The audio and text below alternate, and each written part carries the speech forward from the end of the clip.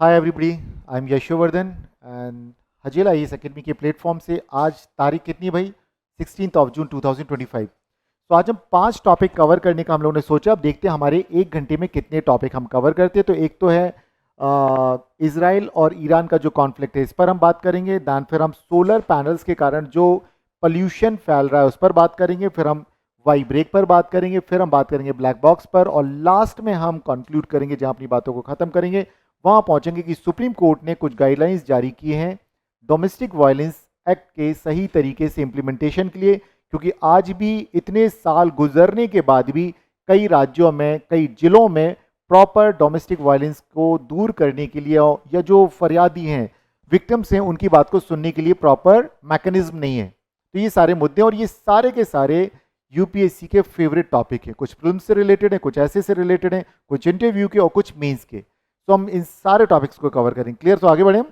चलिए, तो हम यार ये शुरुआत हम यहीं से करते कि ईरान और इजराइल का जो कॉन्फ्लिक्ट चल रहा है, तो इंटरनेशनल रिलेशन के जो जनरल स्टडीज का पेपर सेकंड है वहां से रिलेटेड है ये। अब यहाँ पर इजराइल ने एक ऑपरेशन लॉन्च किया था 13 जून फ्राइडे को, ऑपरेशन राइजिंग लॉयन। और इस ऑपरेशन के तहत उसने क्या किया कि अर्ली मॉर्निंग हम बात करेंगे। हमारे यहाँ अर्ली मॉर्निंग 5 बजे थे, बट ईरान में और पहले वो अटैक किया गया रात में। और उसमें हुआ ये कि वहाँ के जो न्यूक्लियर फैसिलिटीज़ थे ईरान के, इसके अलावा उनके इंटेलिजेंस के फैसिलिटीज़ या मिलिट्री के जो फैसिलिटीज़ हैं, उनके ऊपर अटैक किया जाता है इजराइल के द्वारा। इजराइल के 200 फाइटर जेट्स आते हैं, ईरान के अंदर घुसते हैं और 100 टारगेट्स को हिट करते हैं। इसको जब वो हिट करते हैं तो इसमें देखा जाता है कि लगभग लगभग आप सोच के कि 20 टॉप कमांडर्स, साइंटिस्ट वो मारे जाते हैं। इसके अलावा बहुत सारे लोग हैं जिनकी गिनती करें तो कम है, मतलब 300-400 लोग। स्टार्टिंग में जब मैं पढ़ रहा था तो पता चला इतने लोग मरे, अब 300 के आसपास पहुंच रही चीजें। और रिटेलिएशन में बराबर से फिर ईरान भी लगातार आक्रमण कर रहा है, और इसराइल ने अब सेकंड दोबारा से फिर शुरू करना शुरू कर दिया। आज की सुबह की खबर है। तो अभी हम बातें करेंगे, इसको समझते हैं कि आखिर ये चल क्यों रहा है, क्यों चल रहा है, इसमें यूएस का क्या रोल है, और ये वर्ल्ड पीस या वर्ल्ड इकोनॉमी के लिए कैसे समस्याएं पैदा करती हैं चीजें। क्लियर है? तो हम देखते हैं। विजिबल है हिंदी इंग्लिश दोनों को, सभी लोगों को दिख रहा है? हम बातें करेंगे, जरूरी नहीं मैं ये पढ़ के बोलूँ, ध्यान रखिएगा प्लीज। मैं पढ़ के नहीं बोलता हर वक्त। हाँ, जब आप पूछेंगे किसी वर्ड को तो मैं उसको एक्सप्लेन कर दूंगा। तो यहाँ हम समझते हैं, इसको देखते हैं कि भाई यहाँ से शुरुआत कहाँ से हुई। तो 1979 में ईरान में होती है एक इस्लामिक रेवोल्यूशन, एक क्रांति होती है, और वहां पर थियोक्रेसी बेस्ड एक गवर्नमेंट बन जाती है। अब आप पूछेंगे थियोक्रेसी क्या होती है, आप लोग जानते हैं? कोई भी नहीं जानता। थियोक्रेसी का मतलब होता है थियो, धर्म, धर्म पर आधारित सत्ता। ठीक है, थियोक्रेसी बोला जाता है उसको। तो ध्यान रखें, यहां पर 1979 में एक क्रांति होती है जिसे इस्लामिक क्रांति कहा गया, और ईरान में एक धार्मिक शासन की स्थापना होती है। वर्तमान में भी मैं आपके सामने उनके राष्ट्रपति का नाम नहीं लूंगा, मैं भी नहीं जानता कौन है, मतलब ऐसे तो जानना पड़ता है पढ़ने के लिए, बट मैं कहूँगा आयतुल्ला खमैनी, जो उनके रिलीजियस लीडर हैं ईरान के, और वही बोल रहे हैं कि हमने इजराइल से बदला लेना है। समझ रहे मेरी बात को? तो इट मीन्स वहां पर constitution is secondary, legal framework is secondary. तो सबसे टॉप मोस्ट पर कौन है जिसकी बातें चलती, वो है आयतुल्ला खमैनी। राइट? इसमें मैंने पिक्चर्स नहीं डाली, बट जो दूसरे नोट्स मेरे हैं वो ओनली फॉर वीडियो पर्पस बनाया है, उसमें सारी पिक्चर्स भी आपको मिलेंगी, वो भी आपको आ जाएगा। क्लियर है? तो इतना समझिएगा, आयतुल्ला खमैनी, ठीक है, उनके जो लीडर हैं। अब यहां पर हम देखें कि क्या चल रहा है, तो हम देखते हैं कि क्यों, किस तरह से। तो अगर देखा जाए क्रांति होती है, देन इसके अलावा आपको देखा प्रॉक्सी नेटवर्क स्ट्रैटेजी, ये क्या है? सॉरी, किसका? इस्लामिक क्रांति, इस्लामिक आइडियोलॉजी। ठीक है, थियोक्रेसी, उस सिस्टम को बोला जाता है थियोक्रेसी। धर्म के आधार पर जो सत्ता चलाई जाती है इसको थियोक्रेसी बोला जाता है। जो राजा के द्वारा चलाई है इसको मोनार्की बोला जाता है। जो पब्लिक के ऊपर बेस जो होता है, जहां पे हम कहते हैं ना अब्राहम लिंकन का जो डेफिनेशन किसी से पूछ लो तो उसको हम बोलेंगे डेमोक्रेसी। यहां पर धर्म है, यहां पर धर्म है। तो इस्लामिक क्रांति मतलब धर्म के आधार पर चले, उनका एक रिलीजियस लीडर है, वो रूल करता है कंट्री के लिए, सारे महत्वपूर्ण जो डिसीजंस हैं तो वो लेता है, उसका नाम है आयतुल्ला खमैनी। क्लियर है? तो अब यहां पे देखते हैं क्या चल रहा है। तो अब यहां पर देखा जाए तो जब वो आते हैं, और एक और सोच के देखिए, एक और मैं वर्ड अभी बोलने वाला हूं, मोनोथिज्म। जानते क्या होता है मोनोथिज्म? हाँ, एकेश्वरवाद, हिंदी में बोलते हैं एकेश्वरवाद। अब ये मोनोथिज्म क्या होता है, और दुनिया के बहुत सारे जैसे कि इस्लाम और क्रिश्चियनिटी और ज्यूज, ये सारे के सारे मोनोथिज्म में बिलीव करते हैं, एक ही ईश्वर में बिलीव करते हैं। जैसे हमारे माफ कीजिए, हिंदू धर्म में क्या है, बहुत सारे मल्टी मतलब बहुत सारे देवी देवताएं, हम सब के अलग अलग हैं, जिसे हम बोलते हैं बहु ईश्वरवाद। ठीक है, यहाँ पर एक नहीं कई सारे ईश्वर हैं, तो इस तरीके से चलते हैं। बट वहां पर क्या है, तो अब इसके बेस पर हम देखेंगे कि वहां पर वो आइडियोलॉजिकली इजराइल को पसंद नहीं करते हैं, जबकि इनके सबसे पहले पैगंबर का देखा जाए तो अब्राहम का जो नाम आता है, हजरत मूसा का नाम आता है, तो इन सब को अगर हम शुरुआत वहीं से देखते हैं। जब आप ओल्ड टेस्टामेंट देखेंगे और न्यू टेस्टामेंट देखेंगे या कुरान पढ़ेंगे, तो जिन लोगों के मैं नाम ले रहा हूँ ये सारे नाम वहां पर आएंगे। मोइसेस जिसे हजरत मूसा कहा जाता है, और अब्राहम, इन सब के नाम आते हैं वहां पर। बट यहाँ हम देखते हैं कि क्या होता है। अब यहाँ से एक देखा, ये जो थियोक्रेटिक रिजीम है ये एकदम से एंटी इजराइल आइडियोलॉजी पर चलती है। ये इजराइल को नापसंद करते हैं, इजराइल विरोधी विचारधारा को अपना लेते हैं। ठीक है, और 1979 के पहले कैसा था आप समझ के देखिए, एकदम टोटली जो यूरोप है उस तरीके से ईरान चलता था, इसी तरीके से अफगानिस्तान भी चला करता था। लेकिन अफगानिस्तान पर भी धार्मिक क्रांति हुई, और वहां पर तो रशिया ने कब्जा कर रखा था। रशिया को हटाने के लिए वहां पर यूएस आ गया, इन्वॉल्व हो गया, और यहां पर भी कुछ ऐसा ही होता है। क्लियर है, ध्यान रखेंगे इन बातों को। अब चलिए हम आगे बढ़ते हैं। अब ये क्या करेंगे, तो क्योंकि इजराइल के अगेंस्ट है तो प्रॉक्सी स्ट्रैटेजी अपनाते हैं। किस तरह की नेटवर्क चलेगा, जैसे कि हमारे को यहाँ देखते हैं इंडिया और चाइना के बीच में चलता रहता है, उसी तरीके से यहाँ चलता है बिटवीन इजराइल और अदर जो इस्लामिक कंट्रीज है उनके बीच में। लेकिन सबसे ज्यादा अगर मुखर तौर पर कोई विरोध करता है तो वो है ईरान, क्योंकि इसके पहले जितने भी जैसे सऊदी अरेबिया हो गया या जॉर्डन, लीबिया, वो आपके लेबनान, इसके आसपास के जो देश हैं, इनको 5-6 दिन का एक युद्ध हुआ था, इजराइल ने सबको धूल चटा दी, इवन इजिप्ट को भी, बहुत सारे इस तरह की चीज़ें, तो वो सब ठंडे बस्ते में है। और उन सबको पता है कि यूएस पीछे खड़ा है इजराइल के, लेकिन ईरान यूएस का लगातार विरोध करता रहा है। ठीक है, चलिए, तो अब यहाँ पे देखें तो ईरान इजराइल को घेरने के लिए सीधे सीधे वो डायरेक्ट वॉर में नहीं उतरता, बल्कि वो क्या करता है, जैसे कि हिजबुल्ला कहाँ, लेबनान में। अगर लेबनान आप देखेंगे मैप में, तो मैप में देखिए इजराइल के ऊपर की तरफ होगा, जहाँ सीरिया है, सीरिया के बगल में मेडिटेरियन की तरफ देखिए, वहाँ लेबनान होगा, उसके पीछे गोलन हाइट्स है, गोलन हाइट्स के बाद सीरिया, और सीरिया के नीचे आएंगे तो जॉर्डन है। क्लियर है, मैप को दिमाग में बैठा लेना आपने। देन हमास कहाँ है, गाजा। ठीक है, एक तो वेस्टर्न बैंक हो गया और एक गाजा। तो पैलेस्टीन्स लोगों के लिए इजराइल वाली जो जमीन है, वहाँ पर सिर्फ 2 जगह ऐसी जहाँ पे उनकी कॉलोनीज बची हैं।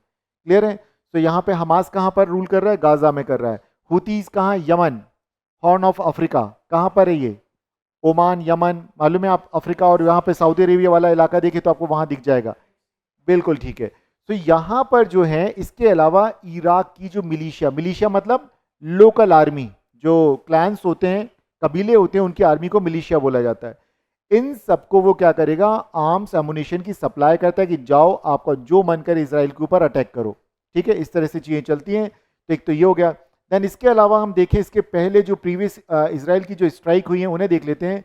तो इजराइल ने इराक के ऊपर स्ट्राइक की थी 1981 में, देन सीरिया के ऊपर की थी 2007 में। क्लियर है, और यहाँ पर इसने क्या किया था, जितने उनके परमाणु जो न्यूक्लियर फैसिलिटीज हैं उनको टारगेट किया था, ताकि वो किसी भी तरह के मास लेवल पर जो मास डिस्ट्रक्शन को जो वेपन है, इस तरह के वेपन्स को बना ना पाए।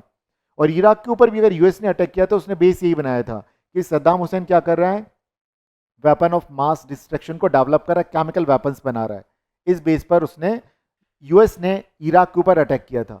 बट मुद्दा कुछ और है, मुद्दा था तेल, मुद्दा था उस पूरे इलाके पर अपना दबदबा कायम करना। और दबदबा तभी आपका कायम होता है जब आप सबसे पहले आप प्रोएक्टिवली किसी भी पूरे इलाके में हैं वहां दादागिरी करना शुरू कर दें, तो आपका दबदबा बन जाता है। क्लियर है, आप लोग मत कीजिएगा चलिए, लेकिन ये देश ऐसा ही करते हैं, देश ऐसा ही करते हैं। तो अब्राहम समझौता हम यहाँ देखते हैं, अब्राहम अकॉर्ड क्या है इसे समझ देते हैं। अब्राहम अकॉर्ड का मतलब ऐसे समझिए कि जितने भी मोनोथिस्ट रिलीजन हैं, जो मोनोथिज्म में बिलीव करते हैं, एक ईश्वरवाद में बिलीव करते हैं, ज्यूज का हो गया, यहूदियों का हो गया, दान इस्लाम हो गया, और क्रिश्चियनिटी, ये लोग सब बिलीव करते हैं। और यहाँ पर अगर हम देखें तो एक और मिलेगा आपको, सुन्नी। ठीक है, तो इस्लाम में 2 सेक्ट हैं, मेजर 2 सेक्ट हैं, एक है शिया और एक है सुन्नी। जो सुन्नी है वो पैगंबर प्रॉफिट हजरत मोहम्मद से चला आ रहा है, और जो शिया है वो उनके सन इन लॉ थे, मतलब उनकी बेटी के हस्बैंड, उनसे चल रहा है। तो इस तरह से हम देखें कि इस तरह से चल रहा, तो ये दोनों ही अलग अलग है। सुन्नी ज़्यादा किस तरह के रिजिड हैं और जो शियाज हैं ये कंपैरेटिवली लिबरल हैं, लेकिन दोनों ही एक जैसे ही हैं। ज़्यादातर जो देश हैं दुनिया में, खाड़ी देश जो हैं वो सुन्नी कम्युनिटी के हैं, शिया नहीं है। लेबनान है, ठीक है, दैन इसके अलावा एक दो कंट्रीज़ और हैं, सीरिया है, वहाँ पर हम देखेंगे, और एक दो छोटे मोटे और कंट्रीज़ हैं जहाँ पे छोटे छोटे क्लैंस के तौर पे हैं, लेकिन ज़्यादा बड़ी संख्या में लेबनान में देखने को मिलता है हमें, दैन यमन में कुछ लोग हमें देखने को मिलते हैं, सीरिया में देखने को मिलते हैं, और ईरान सबसे बड़ा है जहाँ पर कि शियाज लोग, इंडिया में भी हैं, ध्यान रखें, इंडिया में भी है।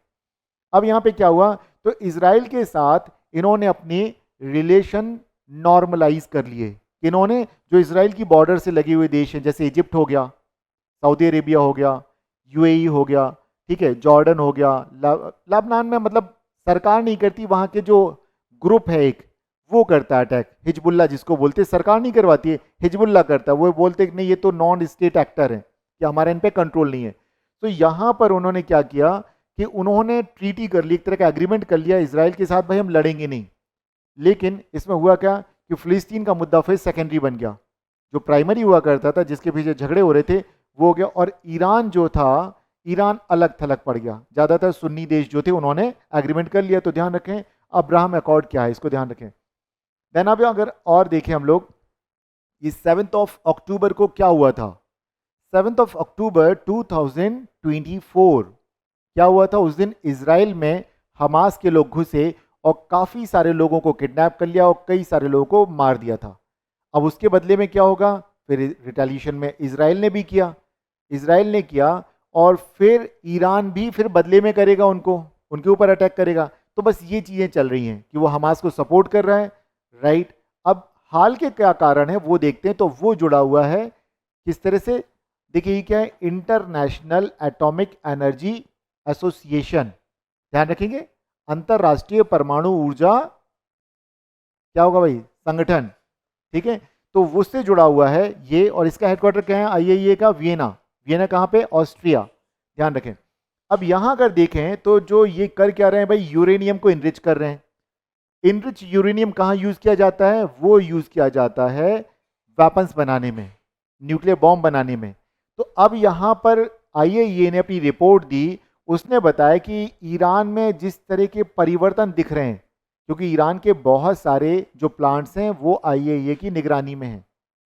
पहले डील हुई थी 2015 से चीज़ें चल रही हैं, तो वहाँ पे उन्होंने कहा कि हम एक्सेस दे रहे हैं, ठीक है। और उसके पहले 2006-7 में अहमदी नेजाद जब था प्रेसिडेंट, तब से चीज़ें चली आ रही है, तो तब से बातचीत होती थी। उस वक्त कौन था, जॉर्ज बुश था, ठीक है, जॉर्ज बुश के टाइम से, मतलब मैं जब पढ़ता था, आप सोच के अंदाजा लगे, मैं काफ़ी पुरानी बातें बता रहा हूँ, 2003, 4, 5, 6, 7 तब की बातें बोल रहा हूँ। तो अब देखिए यहाँ पर ये जो चीज़ें चल रही हैं, तो अब ये यूरेनियम को लेकर के अगर देखा जाए तो एक हुआ था समझौता कि ईरान किसी भी तरह का ऐसा यूरेनियम इनरिचमेंट नहीं करेगा, उसका संवर्धन नहीं करेगा जो कि परमाणु बम बनाने में इस्तेमाल किया जाए। जो भी करेगा क्या करेगा, उसका सिविल न्यूक्लियर यूज़ करेगा, न्यूक्लियर एनर्जी का काहे के लिए करेगा, सिविल यूज़ के लिए करेगा। क्या इंडिया के जो न्यूक्लियर रिएक्टर्स हैं वो भी निगरानी में हैं? यस हैं, हम सारे के सारे, यहीं से खबर लगती है कि आप कर क्या रहे हैं, क्योंकि और ध्यान है कि वहाँ सीसीटीवी कैमरास लगे होते हैं, रियल टाइम सारा डेटा जाता है, जो भी चेंजेस दिखते हैं वो सारे कुछ पता चलते रहते हैं, और क्या कर रहे हैं वो जो वैज्ञानिक वहाँ से आते सब चेक करते हैं एक एक चीज़, उनको पता रहता है कि भाई इनरिचमेंट आप कर रहे हैं किस चीज़ के लिए यूज़ करो, कितना कर रहे हैं, और जो स्टॉक मेंटेन किया जाता है, रिकॉर्ड्स मेंटेन करते हैं ना, इतना यूरेनियम कहाँ चला गया, आपने इस्तेमाल कहाँ किया, एक एक ब्यौरा देना होता है। चलिए, तो अब यहाँ पे देखें तो ये जो बातचीत जो चल रही थी बिटवीन अमेरिका एंड ईरान, और ओमान में बातचीत हो रही थी, मीडिएटर अगर हम देखें तो प्लेस वहां पे बना दिया। ओमान कहाँ पर है भाई, बिल्कुल यमन और ओमान। क्या कभी ऐसा मिला है कहीं किसी इंस्क्रिप्शन में दिलमुन और मकान का नाम कहीं पढ़ा था अपने हड़प्पा सिविलाइजेशन में? पढ़ना, एनसीईआरटी को ठीक से पढ़ना, आर एस शर्मा की किताब को पढ़ना, दिलमुन और मकान का नाम वहां पर आएगा। और मेलुहा, मेलुहा, ठीक है। तो ये जो दिलमुन मकान ये सब क्या है, तो जो इंडस वैली से जो ट्रेड होता था तो ओमान से होते हुए जाता था। ध्यान रखें इन बातों को, आप कनेक्ट कर सकते हैं, तो ध्यान रखें इस बात को, क्लियर है। तो इसलिए ओमान का नाम आया, तो मैंने कहा आपको बता दूं, आप ठीक से पढ़ेंगे आर एस शर्मा तो आपको आ जाएंगी ये सारी चीज़ें। अब यहाँ पर क्या हुआ, यूरेनियम एनर्जी वाली बात को लेकर के डिस्प्यूट हो गया कि आप ये क्यों करना चाहते, इससे क्या परेशानी है। यूएस को तो परेशानी है, सबसे बड़ी परेशानी इजराइल को प्रोटेक्ट करना है, यूएस को इजराइल के इंटरेस्ट को प्रोटेक्ट करना है। और P5 कभी भी नहीं चाहते कि दुनिया के जो दूसरे देश हैं वो भी न्यूक्लियर कैपेबल कंट्रीज बन जाएं, किसमें, वेपन्स के मामले में। अब करो, पावर प्लांट लगाने लगाते रहो, सबमरीन हमसे खरीद लो, बोलेंगे हमसे ले लो, आप न्यूक्लियर सबमरीन लेना आप हमसे ले लो, बट अब ये सब मत बनाइए। और ये P5 कौन है, P5 में कौन कौन है, यूएन सिक्योरिटी काउंसिल के परमानेंट 5 मेंबर्स कौन कौन है, यूएस यूएस है, रशिया है, फ्रांस है, यूके है, एंड एक और चाइना। ठीक है, चाइना है। और चाइना जब नहीं था उसके पहले कौन था परमानेंट मेंबर, चाइना को सपोर्ट किया था इंडिया ने, उसके पहले था ताइवान, ध्यान रखें ताइवान था पहले, उसी को चाइना बोला जाता था, ताइवान को। बाद में फिर ताइवान अलग हुआ और चाइना को रखा मेन चाइना। चलिए, अब यहाँ पर अगर हम देखें तो कुछ रणनीति में किस तरह से बदलाव हो रहा है। तो इसराइल ने मान लिया कि प्रॉक्सी समूह पर हमला किया जाता है, मतलब कभी वो हमास के ऊपर अटैक करता है, कभी हिजबुल्ला के ऊपर अटैक करता है, कभी येमेन में मिसाइल से अटैक करता है। कहते हैं इससे कोई फायदा नहीं हो रहा, क्या करो, जो इनके पीछे खड़ा है सीधे उसके ऊपर अटैक करो। इंडिया ने कुछ ऐसा किया था, बिल्कुल इंडिया ने ऐसा किया। इंडिया ने जब सबसे पहले रिटेलिएशन दिखाया पहलगाम इंसिडेंट के बाद, तो उसने सबसे पहले क्या किया, 9 अलग अलग साइट्स को जहां पे टेररिस्ट लोगों को ट्रेनिंग देने के कैंप थे उनको हिट किया, और बाद में उसने क्या किया, पाकिस्तान के एयर स्ट्रिप्स को हिट किया। तो इट मीन्स क्या मतलब है, प्रॉक्सी पे वॉर करना बेटर है, सीधा हिट करो जो काम इसके पीछे खड़ा है। तो अब उसने देखा कि ये कौन कर रहा है, तो बोलता है कि तेहरान, तेहरान मतलब ईरान, कैपिटल है तेहरान, ध्यान रखिएगा।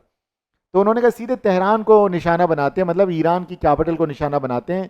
और क्या करना है उसमें भी करना उनकी जो न्यूक्लियर फैसिलिटीज़ हैं, उनके मिलिट्री बेस हैं, उनके जो साइंटिस्ट हैं जो इसमें काम कर रहे हैं न्यूक्लियर सेक्टर में, उन सबको टारगेट करो। तो 20, अब आप सोचो कि आर्मी का चीफ चला गया, रेवोल्यूशनरी गार्ड का चीफ चला गया, मतलब जितने मेन जो टॉप लेवल के जो 20 जो ऐसे थे कमांडर्स, सारे के सारे यहाँ पे जब हिट किया।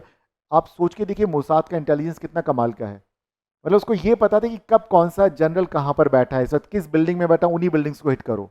ऐसे 5-6 अलग अलग, अगर 100 अलग अलग साइट्स पे अगर कर रहे हैं तो सोचिए वो एक ही जगह तो नहीं बैठे होंगे, सब अलग अलग समय पे अलग अलग जगह थे, इन सबको हिट किया।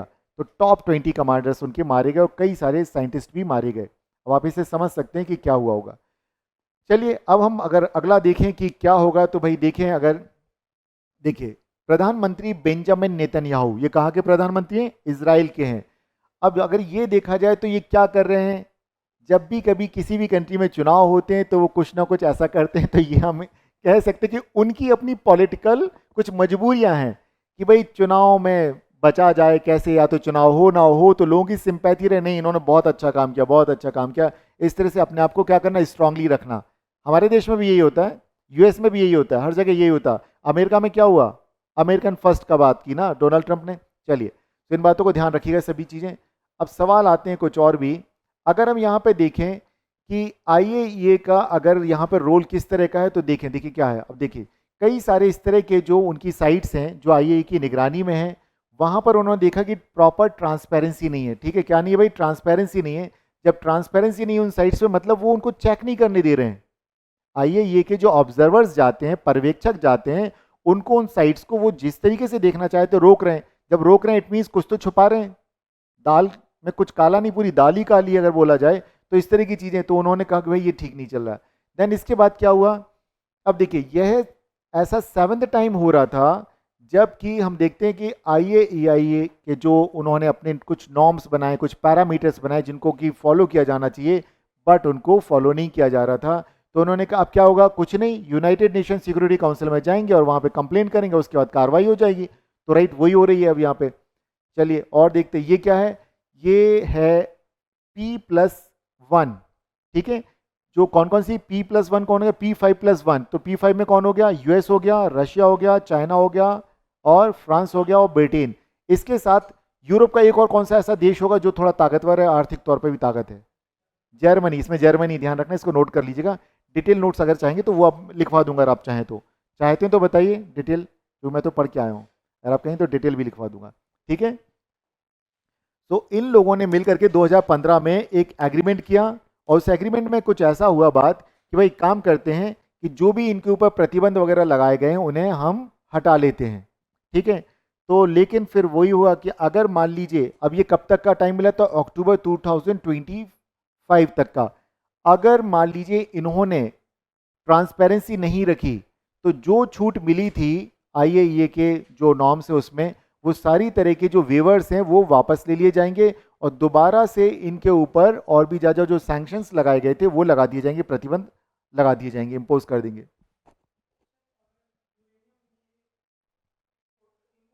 हम्म, हम्म,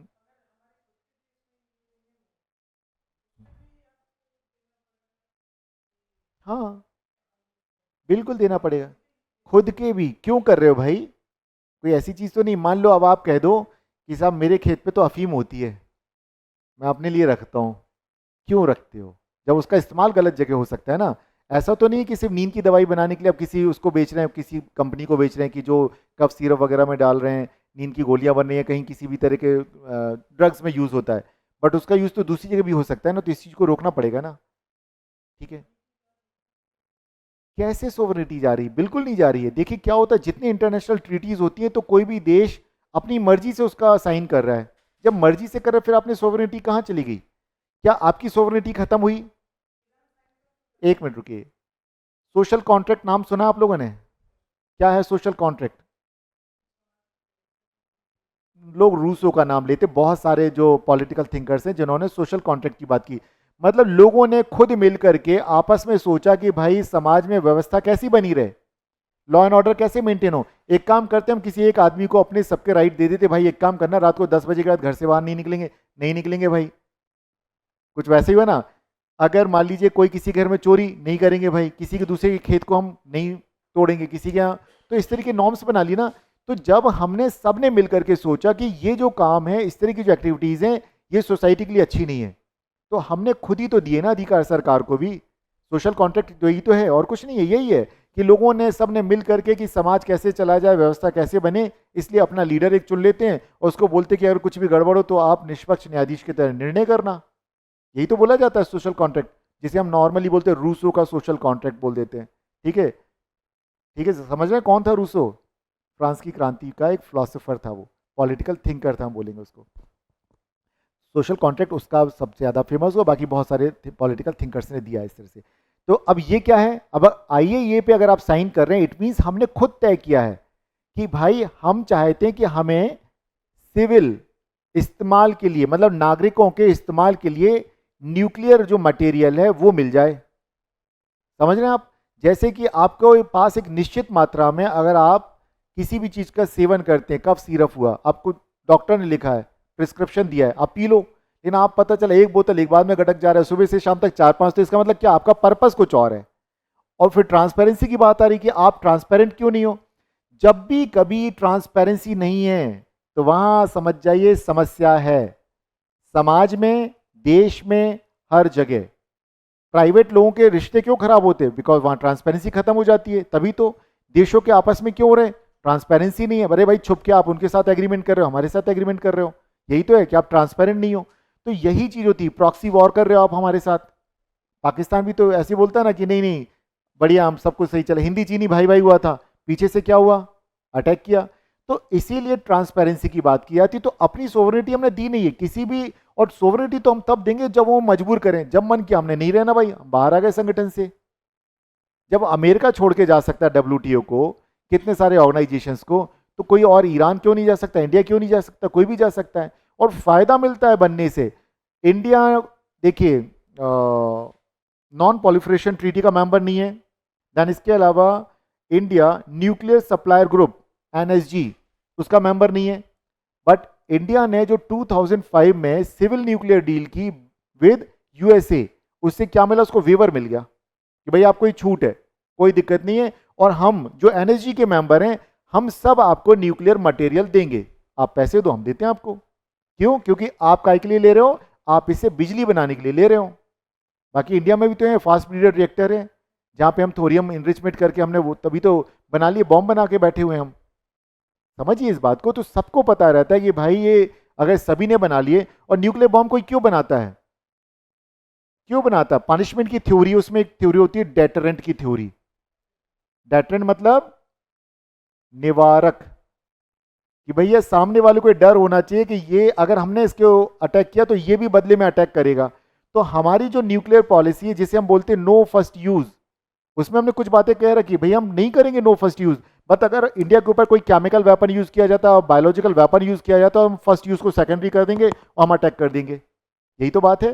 क्यों किया? ताकि डेटरेंस बना रहे सामने वाले में, कि पाकिस्तान अगर तुमने किया, चाइना आपने कुछ किया, यूएस आपने कुछ किया, बांग्लादेश आपने कुछ किया, तो हम भी बदले में करेंगे ऐसे ही कुछ। तो इसलिए तो ये लोग इसलिए बना रहे हैं, समझिए इस बात को, क्यों? डेटरेंट के लिए, कि भाई सामने वाले को डराने के लिए होता है ये। क्लियर है? चलिए तो आगे बढ़े। हम थोड़ा सा मन में जो है पूछ सकते हैं आप यहाँ पे। अब मैंने अलग कर लिया, वीडियो बनाने का टाइम अलग है, क्लास अलग है, क्योंकि क्लास में बच्चों की क्वेरीज बहुत होती है तो उनको शांत करना जरूरी है। अब यहाँ हम देखते हैं, देखिए तेहरान ने जो प्रपोजल आया, अब यहाँ पे इन्होंने बोला भाई दोबारा से आपको प्रतिबंध लगा दें, सैंक्शंस लगा दिए जाएंगे। ठीक है, तो अब ये क्या करेगा? इसका रिएक्शन भी आएगा, तो वो बोलेगा कि नहीं नहीं ये तो बहुत गलत बात कर रहे हैं आप, हम तो नहीं खेलेंगे, मतलब हम नहीं मानेंगे आपकी बात। ठीक है, और ये नॉन पॉलिफरेशन ट्रीटी से उसने कहा कि हम इससे हट जाएंगे। अभी वो क्या है? नॉन पॉलिफरेशन ट्रीटी का मेंबर है। वो कहता मैं इसका मेंबर नहीं रहूंगा। जब मेंबर नहीं तो आपकी बातें क्यों मानेंगे? माननी नहीं है फिर। तो उसने ये बोला, फिर उसने और क्या बोल दिया कि अगर आप ऐसा करेंगे तो हम क्या करेंगे? Begin new underground enrichment operations, हम दोबारा से चालू कर देंगे और इस बार हम आपको एक्सेस ही नहीं देंगे जाने का, क्योंकि हम आइए ये को छोड़ के चले जाएंगे, हम इसको छोड़ के चले जाएंगे। और देखिए दुनिया में काला बाजारी चलती है, ब्लैक मार्केट में आपको इनरिच यूरेनियम भी मिल जाता है। अरे भाई मूवीज देखा करे, कितनी सारी है, पता चला न्यूक्लियर मटेरियल यहाँ से वहाँ जा रहा है। ठीक है, तो ये सच भी है, ध्यान रखें, सच भी है। अब देखिए, तो आईएई के जो प्रमुख हैं इनका नाम है राफेल ग्रोसी। अगर ये रिपोर्ट में इस तरह की बात लिख देते तो United nation security council sanctions लगा देगी। ठीक है, ध्यान रखें इस बात को। और देखते हैं अब अगर ये होता है तो भाई इसका असर क्या दिखता है, दुनिया के ऊपर क्या असर दिखेगा, इस बात को समझा जाए। तो अब एक वर्ड यहां पे आया, होर्मुज। ये होर्मुज कहां पर है भाई? तो आप देखिए जहां पे गल्फ ऑफ अदन, अदन, ठीक है, क्या बोलते हैं, अदन की खाड़ी। ठीक है, और इस तरफ क्या आ जाएगा? क्या है? अरब सागर। और ऐसा जो एरिया दिखेगा कहां पे, कौन सी जगह पे? ईरान, इराक के नीचे, और यहां पे अरब देश, ओमान, यमन। ध्यान से देखिए, तो वहां पर होर्मुज आएगा। ठीक है, होर्मुज क्या बोलते हैं हिंदी में? जल डमरू मध्य। होर्मुज स्ट्रेट, इंग्लिश में स्ट्रेट बोलेंगे उसको। ठीक है, मतलब एक नैरो पैसेज होगा। ठीक है, उसको वहां पे। तो अब ये देखा जाए तो जो होर्मुज है वहां से पूरे वर्ल्ड का अगर देखा जाए तो 20% क्रूड ऑयल ट्रांसपोर्ट होता है उस एरिया से। अगर 20% भी तेल प्रभावित होता है तो मार्केट कितना, मार्केट की वॉलेटिलिटी बढ़ जाएगी। वॉलेटिलिटी का मतलब पूछ लो भाई, कीमतों का उतार और चढ़ाव को बोलते हैं मार्केट में अस्थिरता। हिंदी में बोलेंगे अस्थिरता, इंग्लिश में बोलते हैं वॉलेट। मार्केट बहुत वॉलेटाइल हो गया, वॉलेटिलिटी, अस्थिरता, ऊपर नीचे मार्केट होता है उसको बोलते हैं वॉलेटाइल है बहुत ज्यादा। अब और देखते हैं, तो इससे क्या होगा? अगर ये टेंशन्स बना रहता है इन लोगों के मध्य तो उससे क्या हो जाएगा? उससे पूरी दुनिया पर असर पड़ेगा। ठीक है, और जो कमजोर देश है आर्थिक तौर पे सबसे ज्यादा वो सफर करते हैं। फिर अमेरिका का देखते हैं, भाई अमेरिका क्या करेगा। अब देखिए यहां पर अगर हम अमेरिका की बात करें तो अमेरिका को इजराइल के साथ दूरी बनाता हुआ दिखेगा, लेकिन वो बनाएगा नहीं। ठीक है, तो कहते हैं ऐसा पॉसिबल ही नहीं है। क्यों? अब यहाँ पे क्यों क्यों ऐसा करेगा? वो थोड़ा सा न्यूट्रल भी बनने की कोशिश करेगा। असर जो हमने कहा, क्यों? क्योंकि यहाँ पर अगर देखा जाए तो डियागो गार्सिया कहाँ पर है? सोच के देखिए कहाँ पर है डियागो गार्सिया, बताओ भाई। इंडियन ओशन में, इक्वेटर के नीचे चले आइए, डियागो गार्सिया मिल जाएगा इंडियन ओशन में। किसका नेवल बेस है? यूएस का, यूएसए का है वो। ठीक है, तो ईरान यहाँ पे भी अटैक कर सकता है अपने, मतलब इसको पर्ल हार्बर बना सकता है वो। ईरान अगर चाहे तो इसको पर्ल हार्बर बना देगा, इतनी मिसाइलें मारेगा तो पर्ल हार्बर बन जाएगा। यही तो हुआ था, जापान ने क्या किया था, पर्ल हार्बर पे अटैक कर दिया था। और पर्ल हार्बर कहाँ पर है? हवाई आइलैंड्स, पैसिफिक। हाँ, तो अब जब, अच्छा जिसे नहीं पता, जब मैं बोलूँ ना तो दिमाग में रखा करे और लिख लिया करे कि अच्छा ये कहाँ पर है, फिर आप उसे सर्च कर लिया करे। क्लियर है? चलिए, तो अमेरिका क्या चाहेगा कि दुनिया में जहां जहां पे उसके बेस हैं उनको भी बचाना है। तो कहेगा देखो ये इन्होंने ऐसा किया है, गलत किया है, दिखाएगा। और ऐसा हुआ भी, ऐसा हुआ कि जब व्लादिमीर पुतिन ने ट्रंप को कॉल किया तो कहते भाई देखो मैं मीडिएशन के लिए तैयार हूं। डोनाल्ड ट्रंप की बात है, सवेरे की न्यूज सुन रहा था मैं, तब मैंने सुन के आया हूं कि अब व्लादिमीर पुतिन से जब बात हुई, और पहले क्या बोला था, ट्रंप की बातें अभी बताऊंगा, दूसरा एक पेन ड्राइव लगा करके उन्होंने बोला कि हमने आपको 60 डेज का अल्टीमेटम दिया है, अगर 60 दिन में आप एग्रीमेंट पर साइन कर देते हो, सिविल न्यूक्लियर डील कर लेते हो, आप आईएईए के जो पैरामीटर्स हैं नॉर्म्स को फुलफिल कर लेते हो तो ठीक है। और जैसे ही 13 को शुक्रवार को 61वां दिन था, इसराइल ने अटैक कर दिया। समझ रहे हैं आप? तो अमेरिका हर जगह है, लेकिन अमेरिका को यह डर भी लगता है कि कहीं उसके साथ दोबारा से पर्ल हार्बर जैसी घटना ना हो जाए, कि उसके दुनिया भर में तो फैले हुए हैं, उसके नेवल बेस है, कहीं एयर बेस है, तो उनको अटैक ना करे, क्योंकि यहां पर ईरान ने जितनी भी अपनी मिसाइल्स को डेवलप किया है वो उसकी इंडिजिनस है, वो किसी से खरीदता नहीं है, क्योंकि इतने सारे सैंक्शंस लगे हुए हैं, कोई दूसरा देश देने के लिए तैयार नहीं होता है। और इंडिया की तो बात ही क्या कहें, इंडिया तो बहुत ही कमजोर हो गया इस वक्त। अब अगर यहाँ पे और देखें, अगर आगे चल के यहाँ पे हम क्या देख सकते हैं कि पॉलीफ्रेशन का भी खतरा बढ़ जाएगा, न्यूक्लियर पॉलीफ्रेशन मतलब प्रसार, क्योंकि वो ट्रीटी से बाहर आ जाएगा, फिर वो क्या करेगा, दूसरे लोगों को भी टेक्नोलॉजी देगा, ये लो इनरिचमेंट वो ले लो, हमारे से यूरेनियम ले लो। अफ्रीका के छोटे छोटे देश पता चला क्या लेके बैठे हैं, न्यूक्लियर मिसाइल लेके बैठे हैं, आना नहीं तो मिसाइल छोड़ देंगे, जैसे वो कौन करता है, नॉर्थ कोरिया वाला करता है, क्या नाम है, किम ओंग जुंग, ठीक है। सोच के देखिए, वो यही तो धमकी देता रहता है, भाई इंटर कॉन्टिनेंटल बैलिस्टिक मिसाइल हमने बना लिए, न्यूक्लियर वॉरहेड हमने उस पर लगा दिया, अगर आपने कुछ किया हम छोड़ देंगे मिसाइल।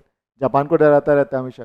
चलिए, तो यहाँ पे नॉन पॉलिफ्रेशन जो ट्रीटी है, परमाणु अप्रसार संधि से ये बाहर हो रहा है, अगर हो जाता है तो फिर क्या होगा, यहाँ पर दोबारा से न्यूक्लियर वेपन्स के लिए रेस शुरू हो जाएगा, तो वो कहीं से भी अच्छा नहीं है, इंडिया के लिए तो बिल्कुल भी अच्छा नहीं है। और देखें क्या होगा, चलिए रीजनल इंपैक्ट देख लेते क्या होगा। अगर हम यहाँ पे बात करें मिडिल ईस्ट में क्या स्थितियां होंगी, तो यहाँ पर इराक, सीरिया, लेबनान, इन सारे देशों में लगातार हम देखेंगे हमले होने शुरू हो जाएंगे, एक तरह का प्रॉक्सी वॉर स्टार्ट हो जाएगा, जो बड़े पैमाने पर नहीं होगा, लेकिन छोटे छोटे हमले करके इनको तंग किया जाएगा। और क्या होगा, जो ओमान, मस्कट कहाँ पर है, मस्कट कहाँ की कैपिटल है, ओमान, ध्यान रखिएगा। तो जो मस्कट में जो अमेरिका और ईरान के बीच में जो बातचीत चल रही थी, ठीक है, तो यहां पर संकट हो जाएगा। और ये क्या बोला, दो राष्ट्र समाधान की पहल जो चल रही थी, भाई ठीक है, हम यहाँ पे क्या करेंगे, यहाँ पे 2 स्टेट सॉल्यूशन पे जो बात कर रहे थे वो फेल हो जाएगा। तो डोनाल्ड ट्रंप की पॉलिसी सारी की सारी जैसे कि करके फेल हो रही हैं। क्या यूक्रेन और रशिया के बीच में पीस ट्रीटी हुई, कोई नहीं हुई। यहाँ पर उन्होंने दावा ऐसा किया कि इंडिया के साथ हमने करवाई है, अब जो भी रीज़न हो, लेकिन कितनी सफल होगी यह भविष्य बताएगा। तो यहाँ पर स्थिति और ख़राब है, इंडिया तो फिर भी मान जाता है, लेकिन जो ईरान है वो बहुत जिद्दी बच्चा है, वो नहीं मानता आसानी से। और इनके सबसे ज़्यादा जो संबंध बिगड़े हैं, एक ईरान के पहले राष्ट्रपति हुए अहमदी नेजाद, वो जब छात्र थे, स्टूडेंट थे, कॉलेज में पढ़ा करते थे, तो इन लोगों ने ग्रुप बनाया और यूएस की एम्बेसी पर कब्जा कर लिया था। ये 1979 की बातें हैं, जब इस्लामिक रेवोल्यूशन हुआ तो उन्होंने कब्जा कर लिया था, और यूएस के जो एम्बेसडर्स वगैरह हैं, डिप्लोमेट्स हैं, उनको किडनैप कर लिया था। तो ये घटनाएं हुई हैं, तो मतलब वो तो चिढ़ते ही आपस में एक दूसरे से दोनों। और क्या होगा, तो राइज ऑफ आर्म मिलिशिया, अगर ये देखा जाए तो जहाँ पर हम देखते हैं जो छोटे छोटे भी मिलिशिया हैं, ये और ज़्यादा ताकतवर बन के उभर के आ सकते हैं, और ये समस्या उन जिन देशों में है, उन देशों की सरकार को, अड़ोसी पड़ोसी जो हैं उन देशों की सरकारों को भी इससे परेशानी हो जाएगी। अब अगर हम बात करें कि इंडिया के ऊपर क्या इम्पैक्ट पड़ने वाला है, तो देखा जाए कि लगभग ये जो गल्फ कंट्रीज़ हैं, इस पूरे इलाके में देखा जाए तो 80 लाख से ज़्यादा इंडियंस वहाँ पर रहते हैं। तो इनके रोजगार पे संकट आ जाएगा, भाई पूरा का पूरा इलाका क्या होगा, इनस्टेबल हो गया। जब इनस्टेबिलिटी आ गई, यूक्रेन में जब हुआ तो क्या हुआ, पापा ने बस का रास्ता दिलवाया था, तो फिर से पापा सक्रिय हो जाएंगे। मतलब ठीक है, आप सोच के देखिए। चलिए, ऐड बड़े अच्छे चलते हैं, बड़ा मज़ेदार ऐड होते हैं। तो यहाँ हम देखें तो यहाँ पर जो रहने वाले लोग हैं, हम बड़े उससे कहते हैं दुनिया में सबसे ज़्यादा रेमिटेंस मिलता है, सबसे ज़्यादा रेमिटेंस मिलता है। उस रेमिटेंस का क्या होगा, जो लोग वहाँ रोजगार कर रहे हैं उनका रोजगार पे संकट के बादल आ जाएंगे, और वो फिर घर पे आके बेरोजगार होकर बैठ जाएंगे, ठीक है। और वो जो डोमेस्टिक वायलेंस वाला स्थिति सोचिए और कितना होगा, कहाँ पहुँच जाएगा, सोच के देखिए। आदमी तो स्ट्रेस में रहेगा, तो समझ रहे, घर पे दंगा हो जाएगा। चलिए, कुल मिला के हम यहाँ बात करें तो उनको निकालना, वहाँ से एवेक्यूएट करने की प्रॉब्लम आएगी। और आप सब जानते हैं इस पर तो फिल्में बन जाती है हमारे देश में, एयरलिफ्ट एवेक्यूएशन के लिए, भाई बनती है कि नहीं। तो यहाँ पे फिर किसी को मिल जाएगा, अरे वाह कंटेंट मिल गया, चलो फिल्म बनाएंगे, लेकिन सरकार के लिए दिक्कत होती है। ना निकाले सरकार तो बोलेंगे पापा ने मदद नहीं की, निकालें तो बोलेंगे पापा ने देखो इस तरह के वीडियो बना दिए, बेचारा करे तो करे क्या सरकार। चलिए और आगे देखते हैं। एनर्जी सेक्टर में देखें तो यहाँ पर क्या होगा, इंडिया का 60% जो क्रूड ऑयल है, जो कच्चा तेल है, वो हॉर्मूज से आता है, हॉर्मूज स्ट्रेट से होकर के आता है। अब अगर वहां से आता है तो अगर वहां पर डिस्टर्बेंस होता है और जितने भी कंटेनर हैं, शिप हैं, जो कार्गो शिप हैं, वो नहीं निकल पाएंगे तो क्या होगा, किल्लत हो जाएगी तेल की, तेल मतलब स्कार्सिटी हो जाएगी भाई, कमी हो जाएगी। जब वो कम हो जाएगा फिर क्या होगा, प्राइस राइज कर जाएंगे, फिर महंगाई, इन्फ्लेशन, फिर हम देश में क्या बोलेंगे, पापा ठीक से काम नहीं कर रहे हैं, बेचारे पापा तो फंसे हुए ना, समझिएगा। चलिए, तो एक तो ये दिक्कत है हमारे को, मुद्रास्फीति के कारण जनता की स्थिति खराब होगी और सरकार के लिए भी अस्थिरता पैदा हो जाएगी। और देखते हैं क्या होता है। अगर हम डिप्लोमेटिक अगर यहाँ पे देखें तो क्या यहाँ पे हमारे साथ ईरान के साथ भी हमारे रिलेशन बहुत अच्छे हैं, इसराइल के साथ भी बहुत अच्छे हैं। हमें तो मतलब एक तरफ कुआ एक तरफ खाई है, दोनों ही तरफ समस्या है। ईरान से हमें तेल मिलता है, इवन इस पे भी मिलता है, जैसे रशिया के साथ हमारा रूपी रूबल होता है ना, इनके साथ भी हमारा ऐसे ही होता है कि रूपी और इनकी जो करेंसी उसमें हमारा सौदा हो जाता है। आप सोच के देखिए। फिर और क्या कर रहे हैं, हमें कनेक्टिविटी मिल रही है, चाबहार पोर्ट बना रहे हैं, वहां से लेकर के हम कहाँ ऊपर तक चले जाएंगे, अफगानिस्तान, कजाकिस्तान, मतलब उन सारे कंट्रीज तक अपनी पहुंच बना रहे हैं। क्योंकि अगर हम Pakistan China economic corridor, China Pakistan economic corridor को अगर हमने यूज़ करना शुरू कर दिया तो लगेगा अरे वाह, हम तो चाइना के डोमिनेंस को स्वीकार कर चुके हैं। तो वो करना नहीं है, इंडिया जितना ताकत है उसके हिसाब से बेचारा करता रहता है कि चलो हम भी कर रहे हैं। तो यहाँ पर हमारे दोनों से बहुत अच्छे संबंध हैं, लेकिन अगर ये क्लैश बढ़ता है तो और इस ईरान के ऊपर प्रतिबंध लगाए जाते हैं तो भारत को भी तेल खरीदने में दिक्कत होगी। अब कैसे, समझिएगा। एक तो हैं इंडिया के पापा और एक हैं दुनिया के पापा।